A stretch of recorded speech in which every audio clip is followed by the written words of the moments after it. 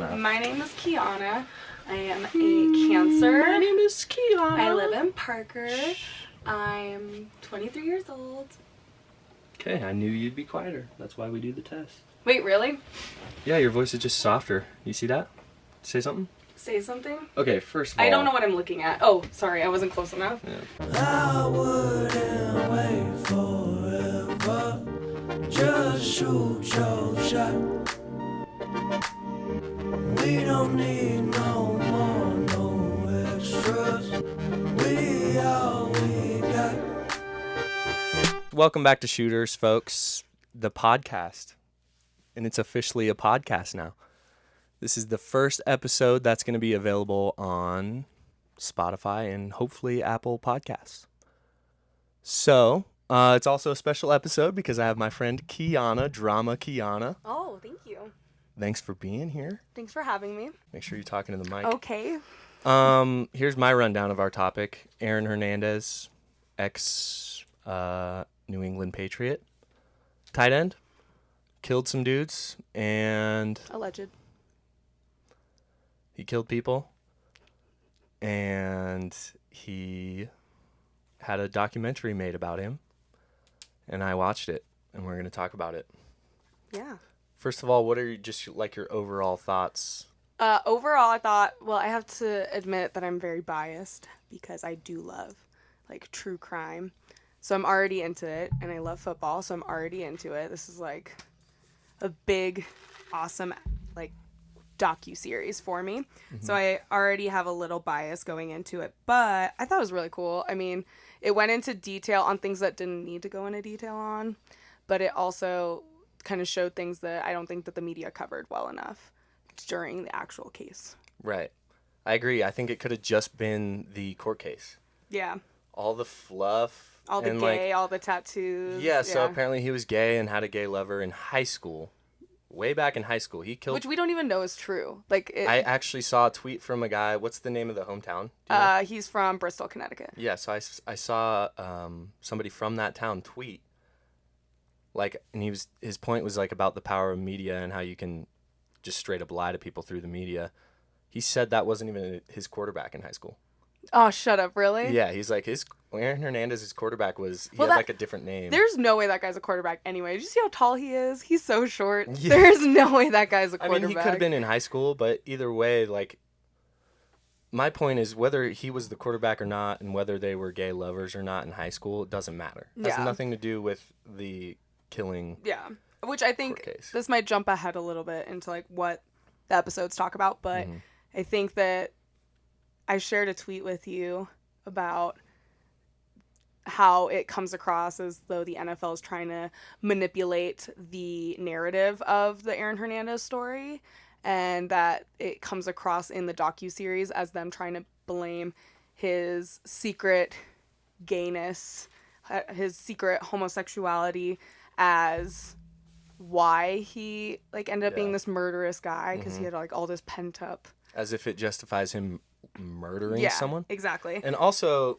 my problem with that theory is the NFL didn't make this documentary. No, they didn't. But they're one of the most powerful entities in the world.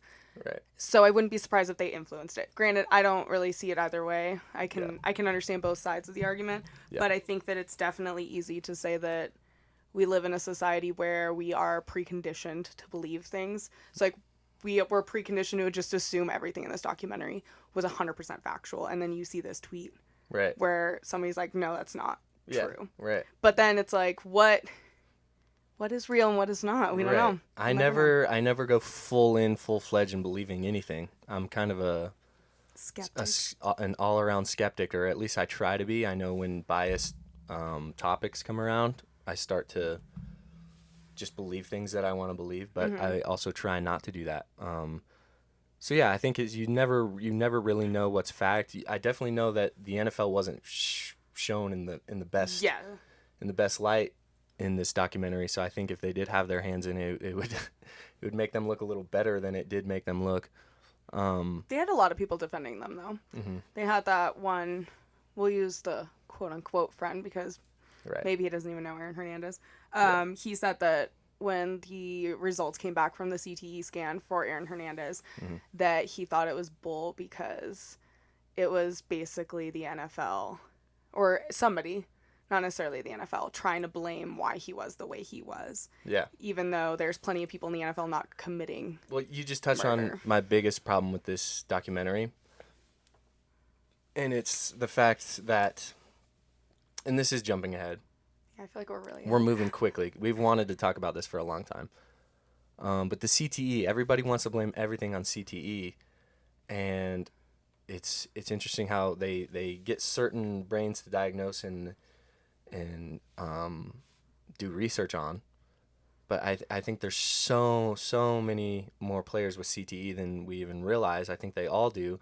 And it's definitely not just football players. Everyone wants to paint the NFL and their whole organization out to be the worst people ever because they're not doing anything, supposedly, for CTE. Well, CTE is a huge problem that you can't just snap your fingers and solve. So I think it's a very difficult issue, and you can't just blame everything on CTE like the media kind of tries to do sometimes. Like, that's just murdering somebody. That's just murdering somebody and being an evil person. That's I mean, there's plenty of players with CTE that aren't out, not even killing people, but not acting like Antonio Brown's acting right now and all that. But well, there's also like there's other diseases that are related to the contact sports. I mean, there was a cowboy last year who came out with, I think it's GSE, he's 27 and he got diagnosed with it, and it's something that doctors only see in people over the age of 50. So like, we can't say that that's just random. I mean, there has to be a reason, and his like level of contact, he's an offensive lineman, like absolutely there has to be like some correlation. But I think that it's a big stretch to like blame those kind of things on behavioral. Right. And they play a role. I'm not going to sit here and say, that's not a huge factor, but I'm not going to say that should be the main point of a documentary when you're talking about someone who was guilty for murdering people. It's it kind of becomes the narrative when it really shouldn't. It should just be a small factor. It's an area that's not really multi-researched yet, and something we don't know a whole lot about. But at the same time, I can see why they bring it up. It's a huge problem, and obviously the NFL is going to deal with it. It's unavoidable. Yeah. If a skier can develop CTE by bouncing up back and forth off moguls, you can guarantee almost any NFL player that's smashing their head on a daily basis is going to end up with CTE. Exactly. Just to be clear, also, I don't think we said which docuseries we were talking about. So we didn't say the title of it. Yeah, so it's The Killer Inside, the Netflix 3-part docuseries. They actually just came out with like 3 other ones, so I think it's important to specify. Not like on Netflix, but like there's 3 other documentaries about Aaron Hernandez out right now. That came out after? Like around the same time. So I think we should clarify. We're talking about the Netflix one specifically. So we'll have to watch the other ones and then do another one. So we dove right into CTE. What is just like your overall thoughts? Maybe not just about the documentary, but just kind of about his story. Aaron Hernandez. So I mean, played in the NFL, played in a Super Bowl. Yeah. He played a full season apparently. And he was like a contributing factor. Yeah. To that team. After having killed somebody, what are your thoughts? This is kind of a. Well, I was really upset because as a Latina, there's not a lot of Latinos in general. Like in the that NFL? In the NFL. So like having Aaron Hernandez, who's like not only Latino but also he was a star on the Patriots, and he was like in the Super Bowl, like so you get really hyped about like those kind of people, like people you can kind of relate to, and then for him to be a murderer, it's crazy. It is. There was no like point. There was no reason for him to be killing anybody. Yeah, and I think that like when it originally came out, like when the story originally came out that he had like been arrested and stuff, everyone kept blaming gang violence and that he was like involved in all these gangs, but I don't even think they really talked about gangs in the docuseries. He didn't grow up in a. He grew up in Bristol, Connecticut. I'm sorry, I'm from El Paso, Texas. Like we got a lot more gangs in El Paso, Texas than in Bristol, Connecticut. Yeah, he grew up in a nice like suburban area. So I mean, that was one of the things I wrote down. Like I didn't really understand because they touched on it at the beginning of the documentary where they were like, oh, like they showed like this rundown high school, and then they were like, nah, that's not, like, he didn't go to a rundown high school. He went to a nice, like, American Academy school. And so I don't really know the truth with that one. So I'd like to look more into that. But one of the things that they talked about, not directly in the documentary, was nature versus nurture. And, like, the idea that, is he the way he is naturally? Like, is he naturally just this very aggressive individual who surrounded himself with bad people and enabled those behaviors?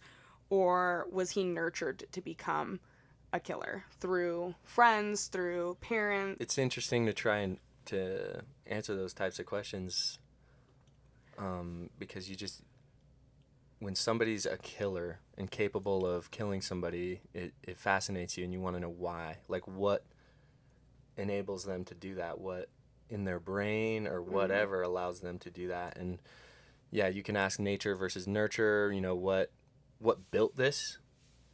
And it kind of goes to the question, like, is everybody born good? I think everyone's fully capable of committing murder. Like, you are, I am. Oh, right. We all are. But why have I not killed anybody? Why have you not killed anybody? Well, and why has he? Yeah. I think certain people have morals and value human life more than that. And that's just more, it's a very evil thing. Yeah.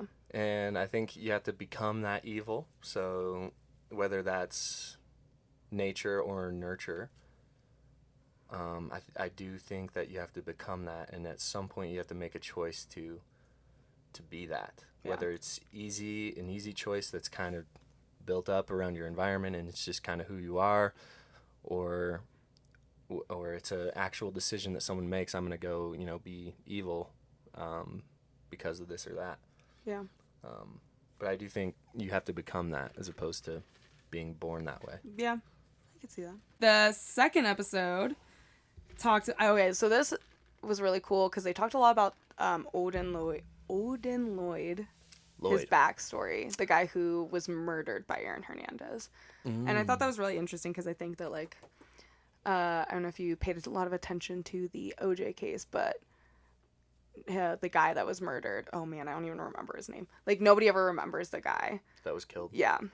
And, like, so sometimes I think, like, the victims do get the short end when there's high profile cases like this. Yeah. So I thought that was really cool that they, like, kind of did hone in on that, and they brought his friends from the semi-pro league to kind of, like, talk about that with him. Yeah. And the significance with that is there was no reason, and I'm not even going to touch on the OJ thing. OJ case is it's a whole different conversation, but there are similarities we cannot ignore. The Odin Lloyd story is crazy because there was really no reason to kill him,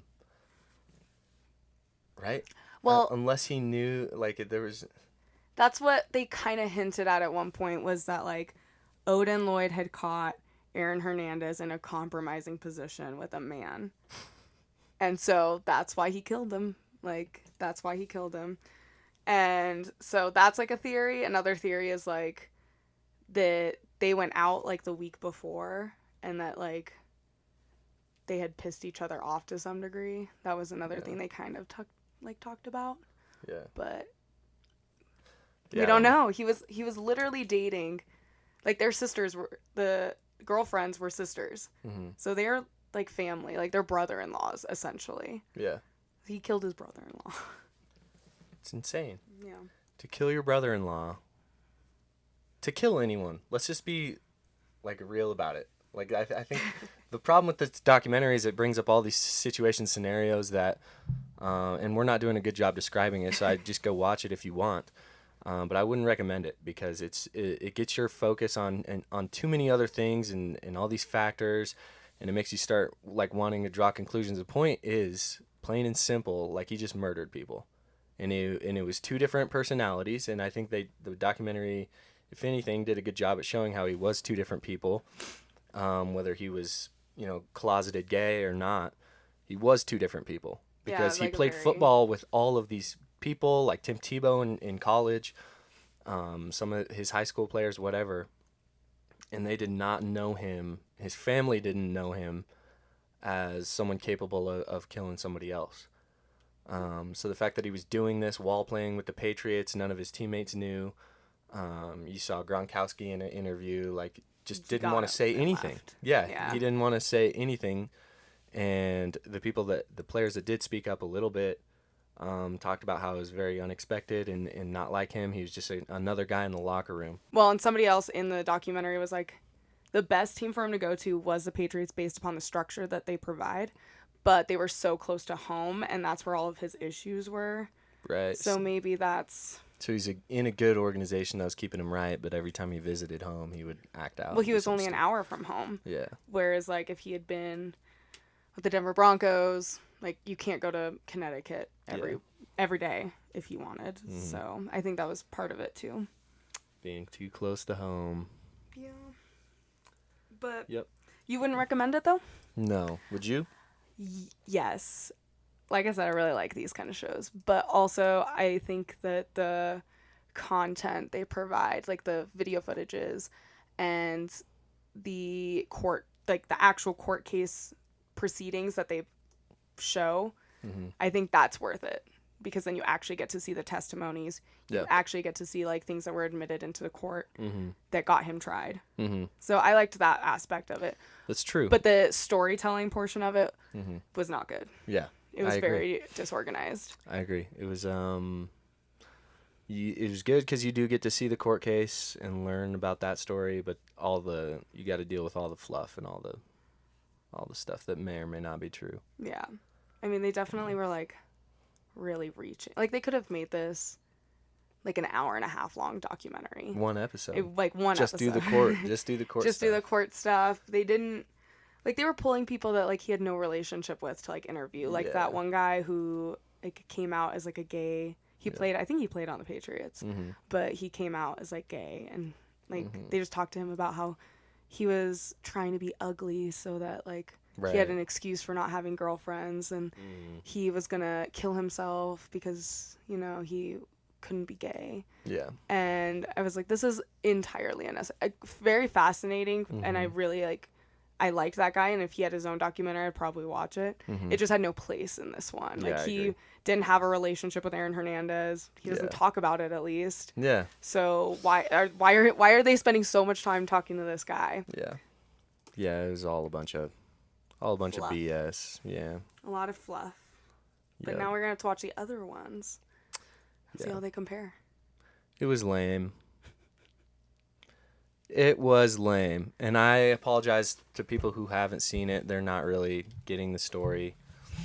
But dude, my rundown crushed it. That's all they need to know. Aaron Hernandez, football player, killed people. Yeah. Like, chop off your leg and stab you with it, I guess. Anyways, thank you for watching. Please check it out if you prefer to listen on Audible. Probably not. But maybe on Spotify and Apple Podcasts. This is my first time doing it, so we'll see. And if you're listening, I'm on YouTube video format at Adam Swanson or Adam Swanson Vlogs. But thank you for watching or listening. Thank you, Keana, again for being on. Thank you, Adam. I hope it was good for you. Me? It was great. It was great. I had a great time. Peace.